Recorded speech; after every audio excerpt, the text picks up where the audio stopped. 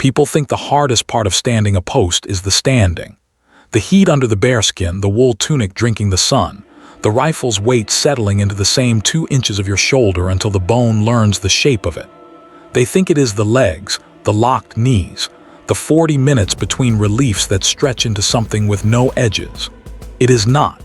The hardest part is the deciding, over and over, second after second, not to be the man the day is begging you to be. I learned that long before I ever wore the red of the lifeguard. I learned it in places I do not talk about, in a uniform the color of dust, where the deciding was not whether to flinch but whether to fire, and the wrong answer in either direction cost more than a man could pay. By the time the Crown took me and put me at the south gate of Kelmsworth Palace, I had made the difficult version of that decision more times than I cared to count. The easy version, to keep my eyes forward and my face still while a stranger called me names, should have been nothing. A holiday, a rest. That is what I told myself the morning the cameras came. I want to set the day down plainly because it has been told 100 wrong ways since, stitched into clips and captions by people who were not there and would not have understood it if they had been. I was there. I was the still point at the center of it, and I can tell you exactly what was happening behind that unmoving face, because the face and the man are not the same thing, whatever the tourists believe. The face is the post. The man is what holds it. It was high summer in Listmer, the kind of bright that flattens everything and makes the gilded railings of the south gate throw white knives of light at anyone who looked too long. The forecourt of Kelmsworth had been full since the gates opened. Families in their best, schoolchildren shepherded in long crocodiles, old couples who had saved for the trip. 1,000 phones lifted like a field of small dark flowers, all turned to the same sun. The changing of the watch was an hour off. I had a long stretch of stillness ahead of me, and I had made my peace with it the way I always did, by narrowing the world down to the things that mattered and letting the rest blur into the soft edges of a man's attention. My name is Tom Beckett. On that morning I was 39 years old, a guardsman of the King's Lifeguard, and I had stood the south gate of Kelmsworth 200 and some days a year for 6 years. The post is a raised stone dais inside a low rail, close enough to the crowd that a child could reach through and brush the toe of my boot, far enough that the line held without anyone needing to shout. Above me, the palace rose in its honey-colored stone, the standard of the House of Veldring hanging slack in the still air. Behind me, through the great iron gates, the inner court where the real work of the crown went on, none of it my concern that day. My concern was the line, the post, and the rifle on my shoulder. That was the whole of my kingdom, 6 feet of stone and the people in front of it, and a man can serve a thing well only when he has stopped pretending it is larger than it is. I had come to the lifeguard the way some men come to a quiet church after a loud war, not because the noise had stopped in me, but because I needed a place to put the silence I had brought home. The regiment did not ask many questions. They read my record, the parts of it they were clear to read, and a colonel I will come to later signed a paper, and that was that. They gave me the red wool and the bearskin and the gloves, and they taught me the new stillness, which is not the stillness of the field. The stillness of the field is a coiled thing, a held breath before a thing happens. The stillness of the post is meant to be empty, a stillness for show, a stillness that says nothing is happening here and nothing will. I learned to wear the second kind over the first, the way you wear a clean shirt over an old scar. From the outside they look the same. They are not the same. I noticed the crew before I noticed the man, because a man learns to read shapes in a crowd, and theirs was wrong. Most of the forecourt moved in the soft, drifting way of people with somewhere pleasant to be and no hurry to get there. This group moved with purpose, and purpose in a crowd of leisure stands out the way a wolf stands out in a flock. 3 of them, then 4, threading against the current. One with a camera rig strapped to a harness on his chest. Another holding a long pole with a microphone hooded in gray fur. A third walking backward to film a man who walked like he expected the ground to flatten itself for his convenience. I knew the type before I knew the name. We had been briefed, In the loose way the regiment briefed us on such things, that the gate had become a stage for a certain kind of visitor. The ones who came not to see the palace but to use it, to stand in front of the men who could not answer back and perform their little performances for an audience that was never actually present, an audience of numbers somewhere in a machine. Most of them were harmless. A boy doing a silly walk to make his friends laugh. A girl posing for a photograph. We were told to hold, to let it pass, to remember that the dignity of the post did not depend on the dignity of the people standing in front of it. A statue is not insulted by the pigeons. The man in the center of the crew was tall and lean, and dressed with the studied carelessness of someone who paid a great deal to look as though he did not care.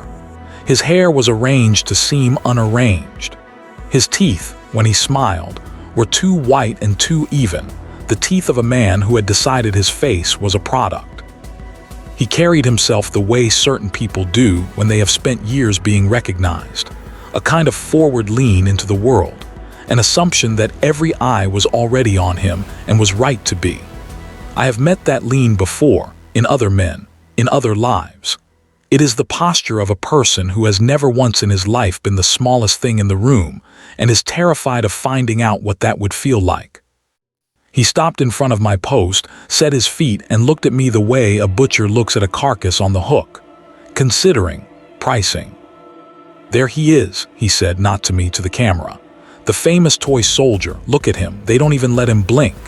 He took a step closer to the very edge of the rail and lowered his voice into a confidential register that the microphone caught and amplified to everyone within 30 feet. A couple of 100 years ago this would have meant something. A man here would have died for the gate behind him. Now it is a costume. It is cosplay with a pension. A ripple went through the nearer part of the crowd. Some laughed, the quick, uncertain laugh of people who do not know yet whether they are allowed to. Some did not, and I saw an old man near the rail set his jaw and look away, and I marked him, the way I mark everything, without yet knowing he would matter. I kept my eyes forward. There is a spot when you stand the south gate, a particular cornice on the building across the court, a chip in the stone shaped a little like a sparrow, and I had long ago made that chip the anchor of my attention.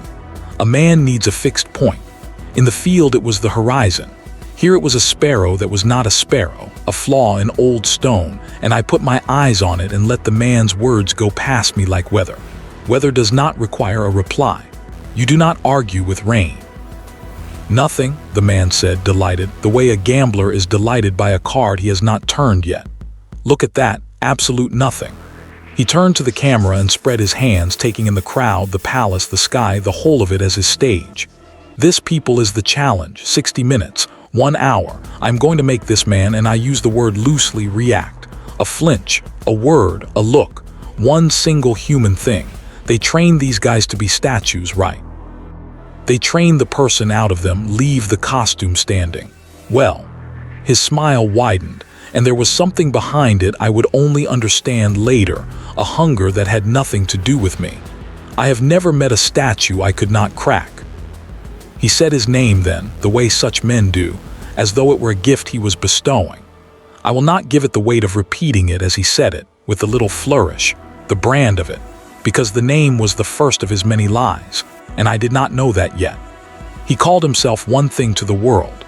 The world would learn before the day was out that even his name was a costume, that the man inside the brand had spent so long performing a person that he had mislaid the one he was born as. What I knew in that first minute was simpler. I knew this was going to be a long hour, and I knew, with the flat certainty of a man who has measured himself against worse, that he was going to lose. Not because I would win, winning was not the shape of it, but because he had brought a knife to a thing that could not be cut, and a man who has only a knife will keep stabbing long after he should have understood, and the stabbing was going to take him somewhere he had not planned to go. He did not know that. That was the whole of it, really, the engine of everything that came after.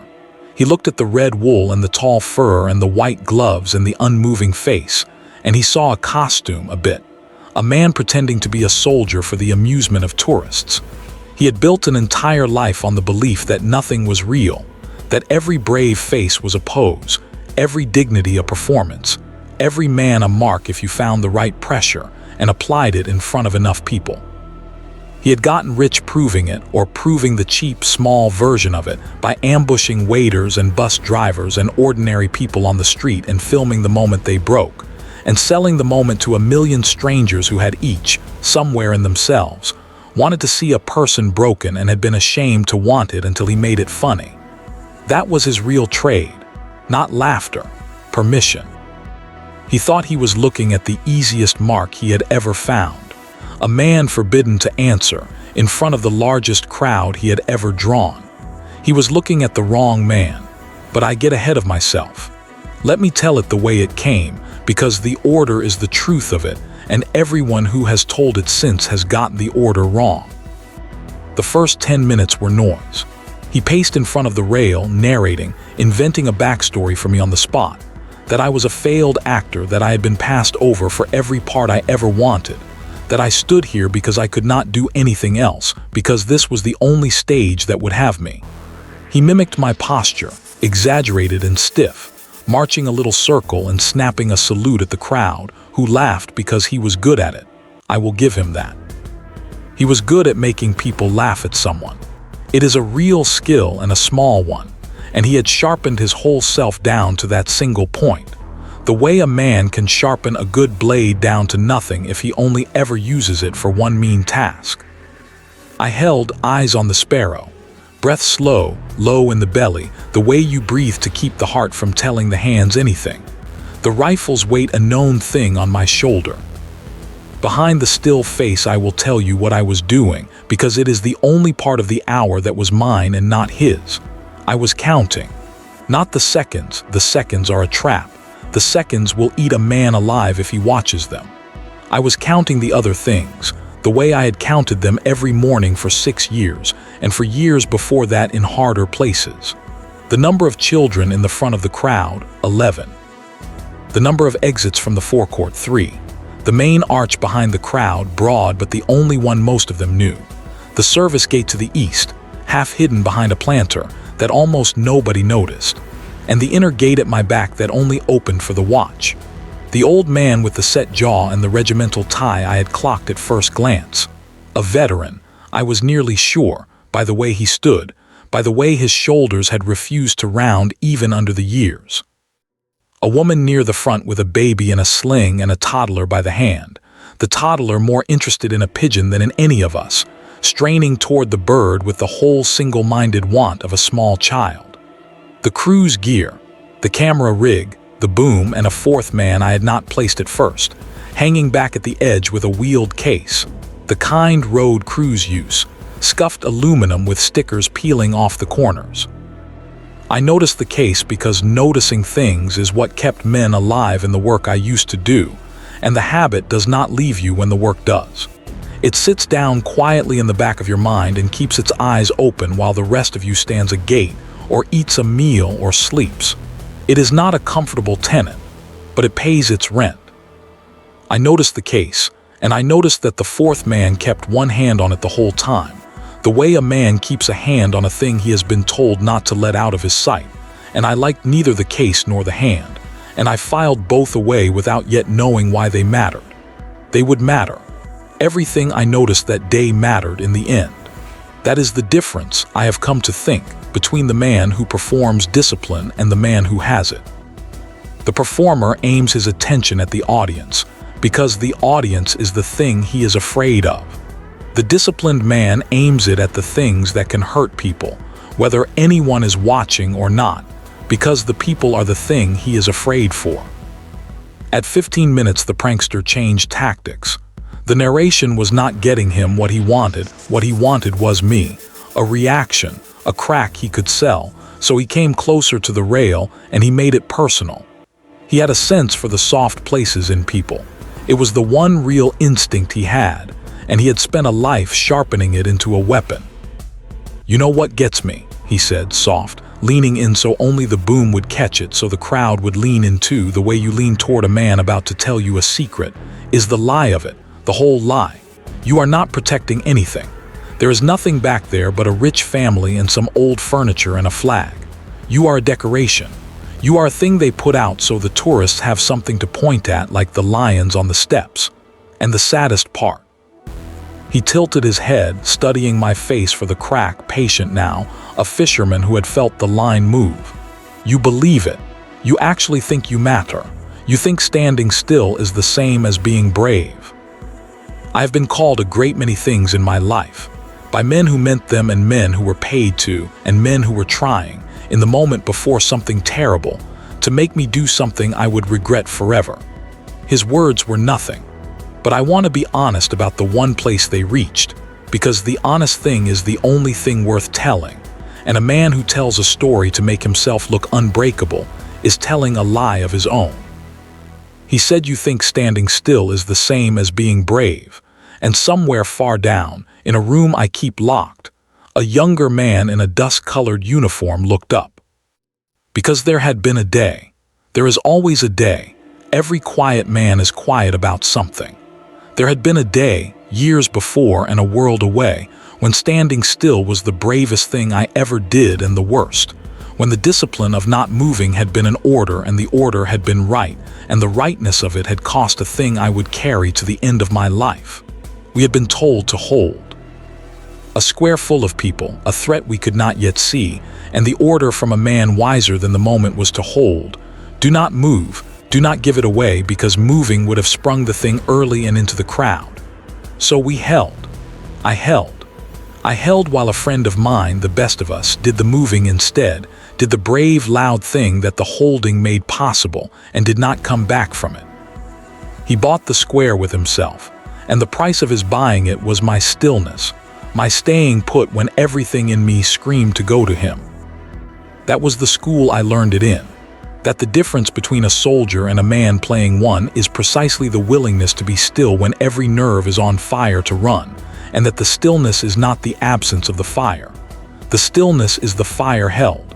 The prankster did not know any of that.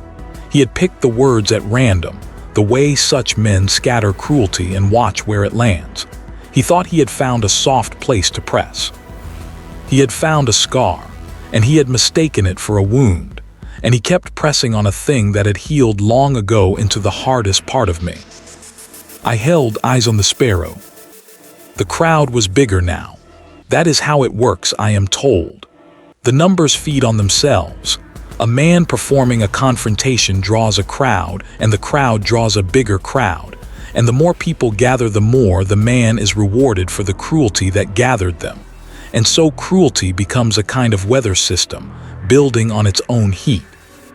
By 20 minutes, the forecourt had thickened around my post into a dense semicircle, 3 and 4 deep, every one of them holding up a phone, and the prankster stood at the center of it like a conductor working an orchestra of strangers, never quite touching me, always at the line, daring me with his nearness the way a boy dares the sea. He took off his sunglasses and held them up to my face, close, watching for my eyes to track them. They did not. He waved his hand slowly across my line of sight, palm flat, a stage hypnotist. Nothing. He clicked his fingers an inch from my nose, 3 times, sharp, the sound a small, ugly thing in the bright air. He told a long, cruel, invented story about my supposed wife leaving me, watching my jaw the whole time for the muscle that would betray me, narrating it to the crowd as though it were a thing he knew, as though he had any right to a single fact about my life. The muscle did not move, because there was no wife to leave me. There had been someone once in the years after I came home, and she had not left so much as quietly let go of a man who had brought too much silence into the house, and that was a true sorrow and entirely my own, and a stranger inventing a fake one in front of a crowd could not touch it. You cannot counterfeit a thing into a man who already owns the real one. Then he had a child from the crowd, and here I confess my stillness cost me something, because a small girl, 6 or 7, was pushed forward by her laughing father to see if she could make the soldier smile. And she came to the rail and stood looking up at me with her whole open face, no cruelty in her at all, just a child sent on an errand she did not understand. The prankster crouched beside her and stage whispered, loud enough for the boom, "He does not even care about you, sweetheart." He is not allowed. They have trained the human right out of him. Watch nothing, he will not even look. That was a lie too, and it was the lie that came nearest to making me break. Not in the way he wanted, but in the opposite way. I cared about the girl more than I cared about anything else in that forecourt, because she was the one thing in it that could not protect herself, and a part of me that never sleeps was already working out without my asking it to, exactly how I would reach her if the crowd surged, which way I would move, how many steps, how I would put my body between her and whatever came. The prankster saw a trained animal with the soul stamped out of it. He could not have been more wrong about which way the training pointed. The training did not point away from the girl. It pointed entirely at her, and at the boy with the pigeon, and at the old soldier, and at every soft, unguarded life in that square. That is what the stillness is for. He thought I could not look at the child because I had nothing left inside to look with. The truth was the reverse. I did not look at the child because if I had let my eyes go to her, the crowd would have seen the man, and the man was the thing I was holding in reserve for the moment it would actually be needed. You do not spend the round you are keeping for the real target on a man waving his sunglasses. At 30 minutes, I knew it was 30 because the shift sergeant, a steady man named Pike, made his slow pass behind the rail at the half hour as he always did, his boots even on the stone, his eyes meeting mine for a flat second that said, without a flicker the crowd could read, "Hold, lad, I see it." Well held, and mine answering, holding. At 30 minutes the prankster grew frustrated. I could hear it in him under the patter. The narration got faster. The laughs he was working for came harder and farther apart. And a man like that lives on those laughs the way the rest of us live on air. When they thin out, he starts to drown, and a drowning man reaches for anything. He paced. He repeated himself, which is the first sign in any man that he has run out of true things to say. He glanced at the camera and then away, and I understood in the small clinical part of me that reads people the way a doctor reads a chart, that he had promised his audience he would crack the statue in an hour, and half the hour was gone, and the statue had not so much as breathed differently, and he was beginning to feel the worst fear a man like him can feel. The fear of being himself, the boring one. The fear that the crowd would turn, that the camera would catch him failing, that the moment he had built his whole self to avoid, the moment of being the smallest thing in the room, was walking toward him on the back of a soldier who would not blink. So he did what such men always do when the cheap thing stops working. He reached for a worse thing. He sent the fourth man for the case. I saw it come forward, the scuffed aluminum case wheeled to the front and tipped onto its back, and I watched the fourth man kneel and work the latches, his body half shielding the contents from the crowd, and the quiet tenant in the back of my mind, the one who never sleeps, stood up out of his chair. Inside the case were canisters, not large. The kind a film crew might use for a controlled effect, for the colored smoke that influencers trail behind them in their slow shots, the kind sold as harmless, party grade, a plume of pink or gold for the camera. But there were other things in the case too, and I did not like the look of them, and I liked even less the smell that reached me a moment later when the fourth man cracked a seal and slopped something from a flat tin. A sharp chemical sweetness under the canister gas, the smell of an accelerant, of something whose whole purpose is to catch and hold and spread. I had smelled that smell in places where it was meant for harm. It does not improve with age in a man's memory. The prankster stood and turned back to the camera with the bright, restored energy of a man who has found his finish, his ending, the bit that would save the hour and the numbers and his small, terrified self. Okay, people, plan B. He clapped his hands once sharp. This guy will not react to me. Fine. Respect, honestly, a little respect, I will say it, but here is the thing. He grinned, and the grin had gone thin and hard at the edges, the grin of a man who has decided to win whatever it costs the people around him. Everybody reacts to a little heat. We are going to light it up. Full color, big plume, the whole thing, right at his boots. A statue cannot stand in a fire, right? So either he moves, he pointed at me, triumphant, or he does not, and either way, he turned the finger to himself, to the lens, to the only thing he had ever really loved. We eat. We eat all week. light it. I want to be precise about the next part, because everything turns on it, and because the people who turned it into a story afterward got the order of things wrong, and the order is the whole of the truth. The fourth man lit the first canister. It went up in a fat curl of gold smoke, pretty, harmless, exactly the bit the prankster had promised. A column of gold rising past my unmoving face into the bright, still air, the crowd gasping and then laughing, 100 phones tilting up to follow the plume against the blue.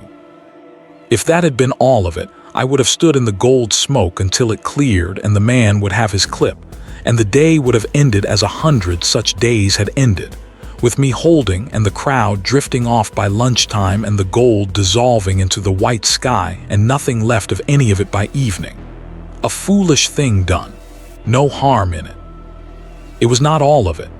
The fourth man, working fast under the prankster's eye, sloppy, lit the second canister before the first was clear, and he had set them too close together, and the accelerant he had slopped around to make the plume bigger and faster, and more than it should have been caught the way accelerant catches, which is to say all at once and everywhere, with no decent interval between the harmless and the disaster. There was a sound, not an explosion, nothing so clean and far off as that, just a soft, enormous whump, the sound of a volume of air deciding altogether to become fire, and the gold smoke turned in an instant to a real flame, a sheet of it, climbing the dry festival bunting that some committee had strung along the rail that very week, paper and cord and good intentions, and the wind that had been nothing all morning chose exactly that moment to be something, a single warm shove out of the east. And the flame ran along the bunting, toward the densest part of the crowd, faster than a man can run. 90 seconds. That is what they all say afterward, the witnesses, the clips, the official report from the whump to the end of it, 90 seconds. It did not feel like 90 seconds. It did not feel like time at all. Time is a thing that happens to people who are watching. To the people inside it, there is no time. There is only the next thing, and the next, and the next, each one whole and complete and demanding everything before it lets you go to the one after. Here is what I want you to understand. The thing the cameras could not catch because every camera in that square was pointed at the fire and at the prankster and not at the man on the dais. The crowd in that first instant did the thing crowds do. They froze altogether the way a flock freezes, and then they did the worst thing. The thing that kills more people in the world than fire ever has. They turned to run all at once, all of them, away from the flame, which meant all of them toward the main arch, which was the only wide exit they knew and was already, with 1,000 people in the court, far too narrow for the number now sprinting at it. I had counted 3 exits and 1,000 people at the start of the day, and the arithmetic of a crush is the simplest and most terrible arithmetic there is. It does not care about courage or kindness. The fire would burn a few. The crush would kill more, and it would kill them slowly and stupidly, at the bottom of oppressive bodies, all trying to do the one reasonable thing at the same moment. I knew this the way I knew my own name. I had seen it in the other life in a market square a long way from Kelmsworth, and the seeing of it had never once left me, and now here it was again, the same shape, the same warm shove of wind, the same flock turning toward the same too small gap. So I moved. I want to be plain about what moving means, because I have read the accounts that make it sound like a thunderbolt, the toy soldier coming to sudden glorious life, the statue stepping off its plinth. It was not like that. It was the opposite of sudden. It was the slowest, most deliberate thing in the world, because the first task was not to put out a fire, and it was not to fight a man. And a man who runs at the fire first because the fire is the loud thing has already failed the people behind him. The first task was the crowd, and a crowd does not need a hero. A crowd in a panic needs exactly 2 things, and it needs them in the right order: a direction, and the certainty that someone knows the way. Give it those 2 things in a voice it will believe, and it will save itself. Withhold them, and no number of heroes will be enough. I came off the dais. I set the rifle aside. There is a way to do it fast and safe, and the hands remember, and I put my body where it would do the most good, which was not at the fire and not at the prankster, but square in the throat of the panic, between the surging front of the crowd and the choke of the main arch where the dying would happen. And I did not run, and I did not shout in the high cracked voice of fear, because a frightened voice tells a crowd only that it is right to be frightened. I dropped my voice into the register I had not used in 6 years, the one that had carried across worse than this, the one built for exactly this and nothing else, and I gave the crowd the two things in order. This way. I drove it, did not say it, an arm thrown out hard toward the east, toward the service gate behind the planter that not one of them had noticed all morning, the second exit, the empty one, the gate I had counted at first light and every morning of my life on that post. East gate. Walk. Do not run. Children to the front. Walk. A man's voice, given right, is a kind of architecture. It builds a thing for frightened people to stand on while their own minds come back to them. I felt the front of the crush hesitate. A whole crowd hesitating is a physical thing. You feel it in the air like a tide turning, and then it turned, and the turn was everything. Half the crowd's weight came off the main arch and flowed east, toward the open gate, away from the fire, and the deadly arithmetic broke apart in the space of 3 heartbeats, because 300 people chose, all at once, to believe the calm man in red instead of their own terror. It is the closest thing to a miracle I have ever been part of, and there was nothing of the miracle in it. It was only a voice and a direction and a gate I had bothered to know about, given by a man who had practiced staying calm for 30 straight minutes of being mocked, and so had the calm to spend when it was finally worth something.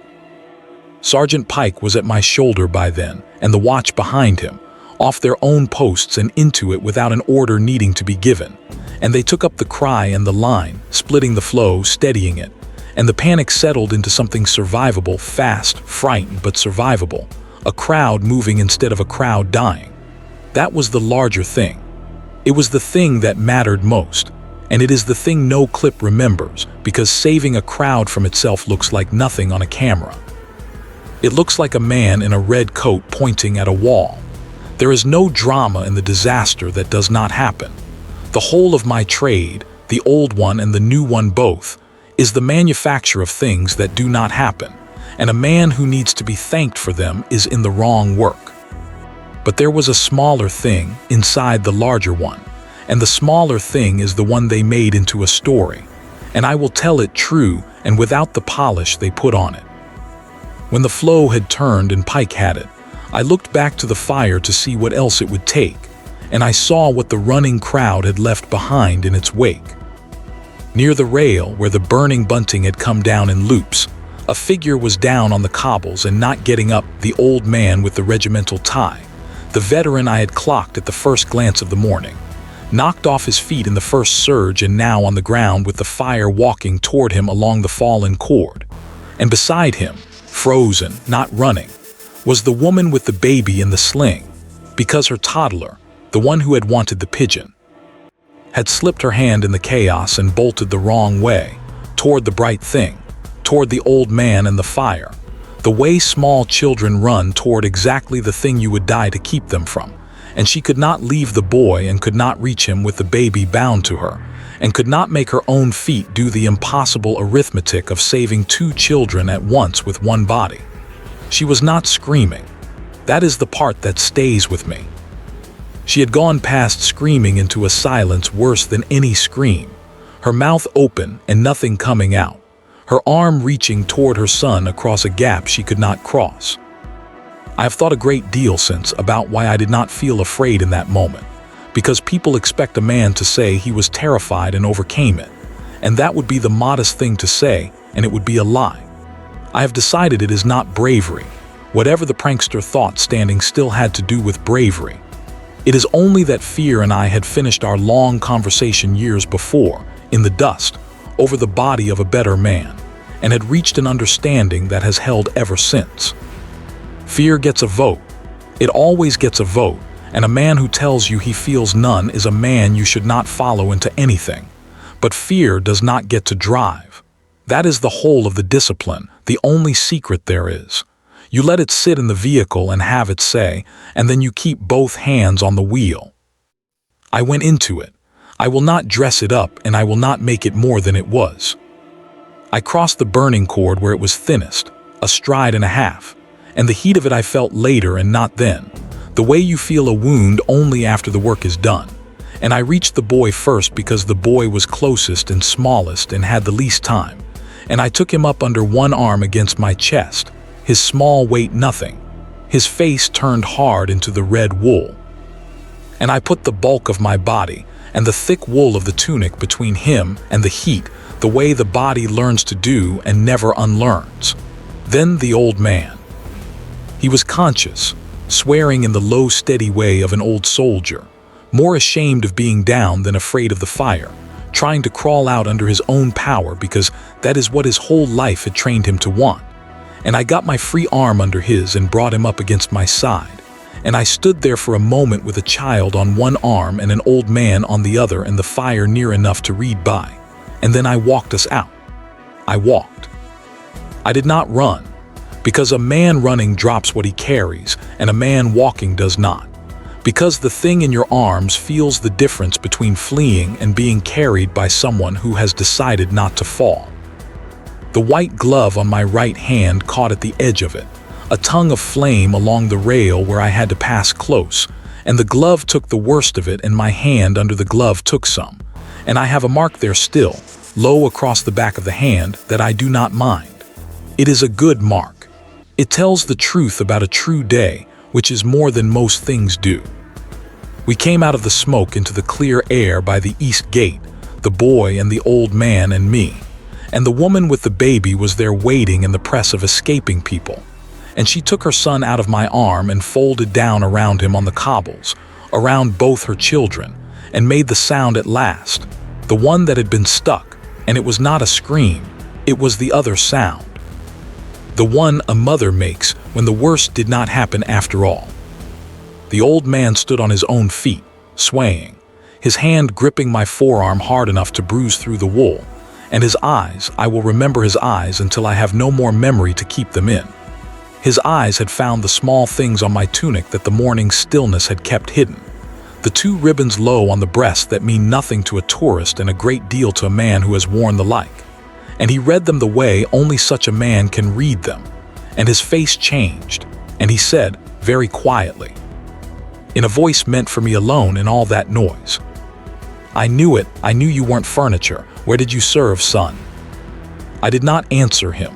There was still a fire, and a fire does not wait for a man to be moved. The rest was procedure, and procedure is dull, and I have come to love that it is dull, because dull is what saves people. The exciting parts are where the dying lives.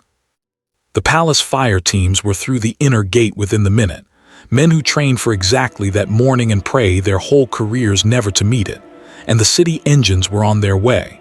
And the watch had the crowd flowing and a cordon thrown up. And the fire, for all the terror of it, for all the 90 seconds that felt like a life, was in the end a small fire. Fuel and bunting and bad judgment and one warm gust of wind. It was beaten down inside another 2 minutes by men with the right tools and the right training, and it left nothing behind but black smoke off wet cobbles and a smell that hung over the forecourt for a day. A dozen people were treated for smoke and for the bruises of the surge, the old man and the boy among them, and every one of them was home and in their own bed by evening. That is the true ending, the one that matters, the boring one that no one wants to make a film of. No one died. Say it plainly and let it be enough. No one died. I want to come now to the man who started it, because the story has been told as if the fire were the climax of the day, and it was not. The fire was an accident, the stupid wages of a stupid stunt, a thing without meaning in itself. The climax, the true turn, the thing the day was actually about under all its smoke, was quieter than the fire, and it happened after, and almost no camera caught it cleanly, which is fitting, because it was the one moment in the whole affair that was not performed for anyone. He had not run, the prankster. I will give him that, and it is the only thing I will give him, and I give it because the truth requires it. When the fire went up, he had stood there, rooted, And for the first time in the whole long hour, his face had done a real thing, an unrehearsed thing, a thing with no audience in mind. It had gone slack and gray with the particular horror of a man watching his joke turn, in real time and beyond all his power to edit it, into a catastrophe with children in it. His crew had scattered. The man with the camera rig on his chest had stumbled backward away, and the rig had gone on running the whole time, capturing by pure accident the only honest footage shot in that square all day. Not the statue cracking, which is what they had come for, but the showman discovering, too late, the cost of pretending nothing is real until the day proves otherwise in front of everyone he has ever performed for.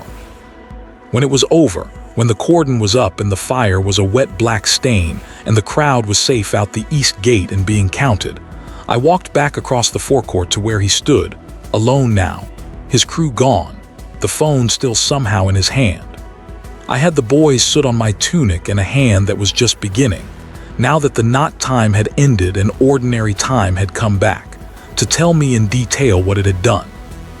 And I stood in front of the man who had spent an hour telling 1,000 strangers that I was a costume with nothing inside it, and I looked at him, and he looked back at me, and I will tell you exactly what passed.